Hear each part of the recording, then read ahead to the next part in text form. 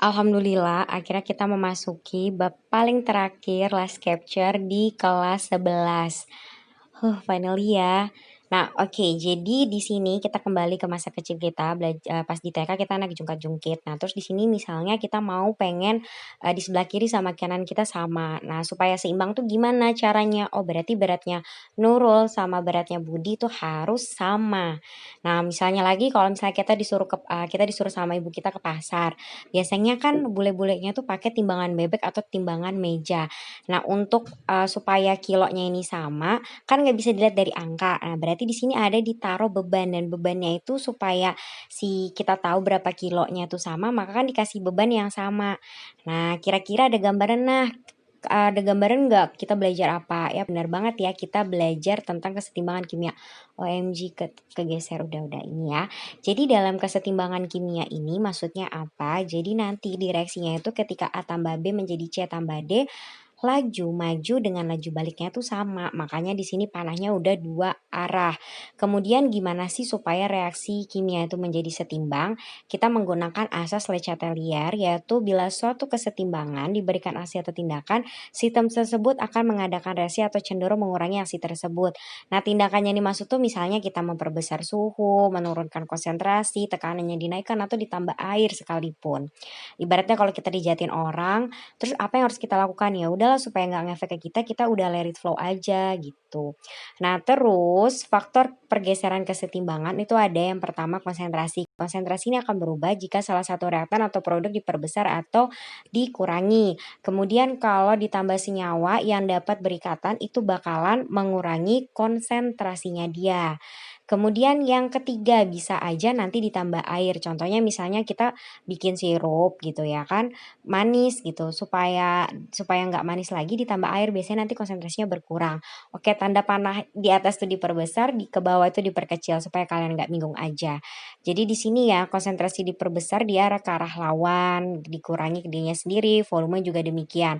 Untuk tekanan sama volume dia berbanding terbalik menurut rumus ini ya. Jadi kalau volume diperbesar, koefisiennya kebesar, volume diperkecil, koefisien kecil. Tekanannya kebalikannya. Kemudian kalau suhu naik endo, turun exo. Nah, N to X atau dia kebalikan dari konsep termo. Kemudian kalau katalis itu tidak mempengaruhi arah pergeseran, hanya mempercepat reaksi kesetimbangan. Nah, perlu kalian ketahui bahwa reaksi kesetimbangan ini faktor yang mempengaruhi hanya ada dua, larutan atau aqueous dan gas atau G. Nah, langsung ke contoh soalnya saja. Jadi kita bakalan banyak latihan soal. Di sini ada soalnya, dia nanya ke arah mana kesetimbangan bergeser. Jadi delta H positif ini artinya endo, kalau delta H negatif itu exo ya. Jadi kalau misalnya di sini positif, berarti nanti produknya itu adalah endo. Otomatis reaktannya itu kebalikannya adalah exo. Jadi tergantung delta H-nya. Kemudian diturunkan itu kan adalah 2x. Nah, exo-nya ada di mana? Oh, jawabannya ada di kiri. Berarti ke kiri. Jadi jawabannya itu cuma ke kiri, ke kanan atau tetap. Kemudian ditambah H2. H2 ditambah tuh maksudnya H2-nya diperbesar konsentrasinya. Nah, H2 tuh ada di mana? Oh, H2 ada di kanan. Ya kan? Kalau misalnya dia diperbesar, dia harus ke arah lawannya. Lawannya karena apa? Oh, ke kiri berarti jawabannya. Kemudian kalau O2 dikurangi, O2 ini kebetulan gas, jadi kita perhatikan, oh dikurangi, berarti kalau dikurangin tuh ke dirinya sendiri. Nah, kalau ke dirinya sendiri berarti ya udah ke kanan. Untuk volume saya tulis ulang reaksinya supaya lebih kelihatan aja koefisiennya itu berapa. Nah, jadi kalau volume itu pasti hubungannya sama koefisien. Ya, kebetulan gas semua, jadi nggak ada yang kita coret. Nah, berarti di sini koefisiennya ada dua, yang di sini dua, yang di sini kan nggak ada, berarti anggap satu, 2 tambah 1 adalah 3. Maka volume diperbesar, koefisien yang besar, oh besar ada di kanan, berarti jawabannya ke kanan. Kemudian kalau misalnya tekanan diperbesar berarti volume diperkecil. Oh, koefisien kecil, kecil itu di mana? Oh, di kiri. Ya udah deh, selesai. Jawabannya seperti itu. Simple kan? Nah, kemudian soal selanjutnya dia juga nanya, tapi di sini reaksinya udah muncul fase yang lain. Saya tulis ulang ya, ada 2 karbon solid ditambah O2 gas ditambah menjadi 2 karbon monoksida. Oh my god, kenapa saya typo? Nah, jadi kesetimbangan ini ada gas dan aqua, solidnya kita coret, anggap nggak ada. Kemudian yang A, ditambahkan gas CO. Nah, gas CO ya, gas CO ditambah, oh CO tuh ada di kanan, kalau ke arah lawan berarti ada di kiri, berarti jawabannya ke kiri. Yang B, suhu turun, tuh X. X tuh ada di mana? Oh, ini negatif, ini exo, ini endo. Exo ada di mana? Oh, exo ada di kanan, berarti ke kanan. Begitu jawabannya. Karena exo-nya ada di kanan. Kemudian yang C, volume diencerkan. Ibaratnya ini air, ini larutannya ditambah air artinya. Oh, kalau ditambah air volumenya diperbesar. Volume diperbesar ke koefisien yang lebih besar. Nah, koefisien yang lebih besar ada di mana? Kita hitung dulu. Di sini 1, di sini 2. Jadi yang besar ada di kanan. Ingat, karbon itu nggak kita anggap loh ya. Makanya di sebelah kiri 1. Kemudian konsentrasi O2 diperbesar, dia harus ke arah lawan. O2-nya di mana? Oh, di kiri. Berarti jawabannya ke kanan. Terus yang E, ditambah karbon. Nah, karbon itu kan tadi kita coret, berarti dia tidak bergeser atau tetap. Nah, kenapa? Karena fase solid atau padatan itu tidak memengaruhi pergeseran kesetimbangan. Donek deh. Gampang kan? Well, finally kita masuk ke soal yang ketiga. Nah, kalau soal ketiga ini dia udah permainan warna. Gimana cara ngerjainnya? Gampang banget, kalian bikin dulu reaksinya. Oke, kemudian kalau udah bikin reaksinya lengkap sama fase-fasenya. Jadi fasenya itu jangan kalian tinggal. Delta H-nya pun harus kalian tulis juga. Nah, kemudian kalau udah kita harus baca soalnya. Dia bilang nitrogen dioksida. Nitrogen dioksida itu artinya O-nya ada 2. Kemudian nitrogen itu N. Nah, NO2 merupakan gas yang beracun dan berwarna merah kecoklatan. Jadi tinggal kalian tulis merah kecoklatannya itu di bawah NO2. Oke, jadi harus ditulis ya warna-warnanya, dibaca benar-benar. Kemudian N2O4-nya kita baca lagi. Dapat mengalami reaksi kesetimbangan menghasilkan dinitrogen tetraoksida. Berarti itu N2O4 karena tetra itu 4. Tak berwarna, berarti tulis tak berwarna. Nah, kalau udah baru kita cek satu persatu jawaban dari A sampai E. Well, ini saya jelasin agak lambat. Nanti kalau misalnya agak lambat, kalian cepatin sendiri aja ya. Nah, kemudian yang A itu adalah tekanan diperkecil. Tekanan diperkecil otomatis volumenya diperbesar. Nah, kalau volumenya diperbesar, ke arah koefisiennya ikut besar juga, lebih besar. Lebih besar. Nah, lebih besar itu ada di mana? Kita cek. Kita cek di reaksinya kebetulan gas semua, jadi tidak ada yang dicoret. Di sini 2, di sini nggak ada, berarti bukan 0 ya, berarti anggap 1.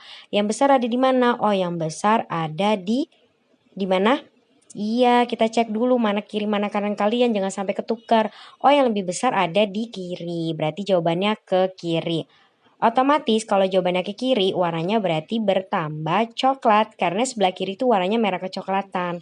Berarti jawaban yang A itu nggak mungkin memudar. Oke, jadi emang sih cara kayak gini tuh kayak kalau pilgan, jadi kita harus cek satu persatu. Kemudian, jika konsentrasi gas NO2 diperkecil. Nah, kalau konsentrasi diperkecil, dia harus ke dirinya sendiri. Dirinya sendiri itu ada di mana dulu? Oh, dirinya sendiri kita lihat di reaksinya ya. Reaksinya ada di mana? Ada di sebelah kiri dia. Ya udah, berarti ke dirinya sendiri juga jawabannya ke kiri. Ke kiri itu warnanya merah kecoklatan, berarti warnanya malah tambah coklat. Otomatis nggak mungkin memudar, berarti jawabannya nggak mungkin B. Kemudian yang C. Yang C itu jika konsentrasi N2O4 diperkecil. Kalau konsentrasi diperkecil, dia harus ke dirinya sendiri. Dirinya sendiri itu ada di mana N2O4-nya? Kita cek lagi di reaksi. Kalian tandain udah, oh N2O4 itu ada di kanan, berarti jawabannya ke kanan. Ke kanan itu warnanya gimana? Oh tak berwarna, berarti jawabannya memudar, nggak mungkin juga yang C.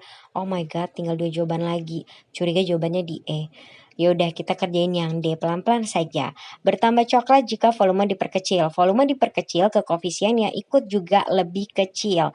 Koefisien yang kecil ada di mana? Di 1 itu di mana? Di kanan. Berarti jawabannya ke kanan. Ke kanan itu warnanya tak berwarna. Tak berwarna itu berarti nggak mungkin bertambah coklat, berarti dia memudar.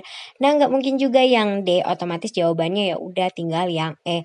Tapi kan perlu penjelasan nih, mana tahu nanti pilganya diacak-acak. Nah, bertambah coklat jika suhu dinaikkan. Suhunya naik, nah N hafalannya.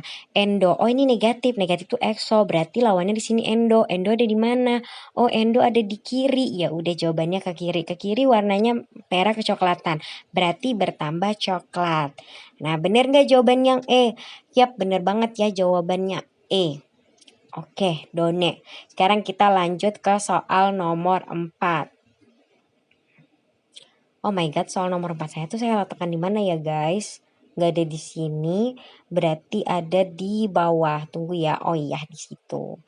Nah, jadi buat yang penasaran saya pakai aplikasi apa? Saya pakai aplikasi Microsoft Whiteboard. Tapi itu harus dihubungkan sama pen juga ya atau stylus. Kemudian langsung nomor 4. Nomor 4 di sini dia bilang pada suhu tetap. Jadi kalau suhunya tetap, nanti nilai kesetimbangannya, tetapan setimbangannya itu dia tetap. Nanti kalau misalnya T-nya itu turun, ya K-nya juga ikut turun. Kalau misalnya T-nya naik, K-nya ikut naik. Karena nanti ketemu soal yang jawabannya tuh ada nilai K-nya. Tapi di sini untungnya alhamdulillah nggak ada ya. Jadi langsung ke di sini ya, ditambahkan FHCl3. Kalau bingung FHCl3 itu apa? Dipecah aja FHCl3 itu gimana. Nah, sebenarnya cara memecahnya itu udah di kelas 10. Jadi 3 ini punyanya Fe, jadi Fe3+. Kemudian Fe ini Cl-nya berapa? Oh, Fe-nya ini kan nggak ada orang, berarti 1. Cl-nya tuh min. Kemudian kita setarakan 3 Cl min. Nah, di sini ada ion Fe3+, di reaksinya juga ada ion Fe3+. Berarti kalau ditambah dengan FeCl3, Fe3+-nya juga bakalan makin banyak atau makin sedikit? Ya, bener banget ya, kalau ditambah dia malah makin banyak. Nah, kalau makin banyak berarti konsentrasinya diperbesar. Konsentrasi diperbesar harus ke arah lawan. Emang Fe3+-nya ada di mana? Oh, Fe3+-nya ada di kiri. Ke arah lawan berarti ke arah mana? Ya, bener banget ke arah kanan. Nah, berarti jawabannya tinggal A, ya kan? Tinggal A dengan jawabannya tinggal C. OMG, tinggal 2 jawaban aja, guys. Kemudian warnanya, oh di sebelah kanan warnanya merah darah, otomatis warnanya bakalan bertambah merah. Nah, bagaimana jumlahnya? Bener nggak jumlahnya? Nah, kalau jumlahnya itu kalau dia ke arah kanan, otomatis yang di sebelah kanan akan lebih banyak. Nah, kalau di sebelah kiri akan berkurang. Nah, kalau di sebelah kanan itu otomatis siapa? Oh, ada FSCN. 2 plusnya pasti bertambah. Donek deh. Nah, sekarang kita ke nomor 5. Oh ya, baru ingat. Misalnya nanti kalian ketemu soal yang mengandung asam. Asam itu adalah H+. Nah, H+ ini bakalan mengikat senyawa basa OH-. Otomatis kalau OH-nya ini diikat oleh H+, ya, otomatis OH- yang ada di reaksi bagaimana kalau dia diambil atau diikat? Otomatis konsentrasi OH- bakalan berkurang. Misalnya saja nanti kalian ketemu di LKPD-nya, ketemu senyawa asamnya itu gimana? Nah, nanti dia akan berikatan dengan OH-. Nah, itulah maksud saya pengaruh konsentrasi itu ada banyak. Ada yang dikurangin ditambah, atau ditambah senyawa yang bakalan mengikat, atau ditambah volumenya yang diencerkan. Kemudian soal terakhir ini adalah soal HOTS, di mana dia ini agak berbeda. Yang ini tuh udah muncul gambar-gambar, tapi jangan bingung bagaimana cara ngerjainnya, malah lebih gampang karena kita cuma kayak ngitung dulu awalannya dia. Oke, awalannya berarti kita tulis aja reaksi awalnya tuh seperti apa atau sebelum. Atau lebih enak awal aja kali ya supaya lebih simpel doang nulisnya. Ya, jadi kalian tulis, oh my god hilang.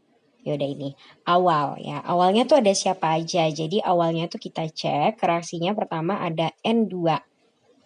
N2 terus ada H2, ada NH3. Oh my god, gambarnya unyu sekali ya guys. Ada gambar lope-lopenya gitu. Nah, ini cuma ilustrasi ya, bukan berarti gambarnya beneran seperti ini. Kemudian N2 itu yang lope-lope 1, 2, 3, 4. 4 ya. Ya, 4 kita tulis 4. Kemudian H2-nya ada berapa yang bulat-bulat? 1, mana nih warnanya? 1, 2, 3, 4, 5, terus 6, 7, 8, 9, 10, 10 ya. Oh my god, di sini tuh udah ada. Jadi nggak apa-apa kalau kalian nggak ngitung, tapi kalau misalnya di soalnya nggak ada, ya kita hitung kayak tadi ya caranya. Ini membuktikannya, nah 3-nya itu memang ada 6, ya udah tinggal dilihat. 1, 2, 3, 4, 5, 6. Nah, begitu caranya. Siapa tahu aja kalian nggak tahu cara ngitungnya. Nah, itu tadi cara ngitungnya. Tapi kalau udah keterangannya ada kayak gini, ngapain lagi dihitung, buang waktu, oke? Kemudian lanjut ke setelah diberi perlakuan. Nah, bagaimana setelah diberi perlakuan? Sama juga ya, kita hitung juga. Jadi ini enak banget nih ngitung-ngitung gini. Apalagi gambar-gambar kan. Nah, N2, H2, NH3. Nah, N2-nya itu tinggal kalian cek tanda lope-lopeknya yang berdua itu ada berapa. Nah, kita lihat di sini kita hitung ya, ada 1, 2, ada 3. Berarti ada 3 ya. Terus H2-nya yang bulat-bulat ada berapa? Kita hitung. 1, 2, 3, 4, 5. Nah, ada 5 guys. Terus NH3-nya ada berapa? NH3-nya yang pertama itu ada 6. Jadinya 1, 2, 3, 4, 5, 6, 7. Ada 7. Nah, seperti itu. Jadi setelah dari 4 ke 3 tuh bagaimana? Oh, dari 4 ke 3 berarti berkurang. Kalian nulisnya pakai berkurang ya. Ini saya lagi mager banget tulisnya kayak gini. 6 ke 7 gimana? Oh, bertambah. Berarti gimana pengaruhnya setelah diberi perlakuan? Kita tulis dulu reaksinya supaya kelihatan N2 tuh ada di mana sih, H2 tuh ada di mana, NH3 tuh ada di mana. Dari tadi kita bicarain itu ada di kiri atau di kanan gitu. Sebentar kita tulis dulu pelan-pelan saja. Oke, 2NH3 gas, kemudian jangan lupa delta H-nya jangan ditinggalin guys. Berapa? Min 92 kilojoule. Oke, jadi tinggal dilihat N2-nya ada di mana. Oh, N2-nya yang jumlahnya 3 tadi sama H2-nya yang jumlahnya 5 itu ternyata ada di sebelah mana nih? Tar, supaya nanti nggak riwah di bagian sininya saya hapus dulu deh. Gini, N2-nya kan ada 3, ada 5, N2 tuh jadi berkurang. Oh, di sini bertambah. Ya udah, kalau misalnya NH3-nya jadi bertambah, arah dominannya tuh kemana? Aksinya itu menyebabkan apa kira-kira? Nah, dia akan menyebabkan bergeser ke arah mana? Yap, bener banget, ke arah kanan ya, ke arah kanan. Oke, ke arah kanan. Ya, ke arah kanan. Jadi caranya gimana supaya reaksinya tuh ke kanan? Oke, tadi tuh ada beberapa error. Jadi ini kita ulang lagi, baris oke. Kita pelan-pelan aja, chill. Tadi ke arah kanan. Oke, jadi gimana caranya reaksinya supaya ke arah kanan? Yang pertama, kita cek aja dari faktor-faktor yang paling pertama. Nah, faktor yang pertama itu saya zoom dulu. Ya, di sini ya nomor 1 kita tulis dari konsentrasinya dulu kita jelasin. Supaya ke arah kanan. Nah, bagaimana dengan N2-nya? N2 ini kan ada di kiri nih. Supaya dia ke arah kanan. Berarti harus ke arah lawan kan, lawannya kiri di kanan. Berarti kalau ke arah lawan berarti diperbesar. Begitu juga H2-nya juga diperbesar. Kemudian bagaimana NH3 supaya ke arah kanan? Berarti ke dirinya sendiri. Otomatis ya NH3-nya juga harus bukan diperbesar, malah dikurangin supaya ke dirinya sendiri. Itu udah konsentrasi. Terus yang kedua itu adalah volume dan tekanan. Tapi patokan kalian ingat volume saja, tekanan itu tinggal kebalikannya doang. Nah, berarti kalau volume sama tekanan itu lebih ke koefisien. Koefisiennya ada berapa? Ada 2. Kebetulan gas ya, jadi nggak ada yang dicoret. Koefisien di sini 1, di sini 3. 1 tambah 3, 4. Nah, maka supaya ke kanan dia tuh harus ke arah yang koefisiennya 2. Nah, kalau koefisien ke kanan itu berarti lebih kecil, berarti gimana caranya? Oh, volumenya dikurangin, tekanannya diperbesar. Terus nomor 3, kalau 3 suhu. Nah, suhu itu seperti biasa kita harus menentukan dulu deltanya negatif. Negatif itu apa? Oh, negatif itu exo, berarti produknya exo, reaktannya adalah endo. Nah, jadi supaya dia ke arah exo berarti 2x turun. Nah, jadi suhunya diturunkan. Bagaimana dengan katalis? Ya, bagaimana dengan katalis? Ya, katalis nggak akan mempengaruhi, jadi nggak usah ditulis ya. Nggak akan mempengaruhi. Ya udah deh, selesai.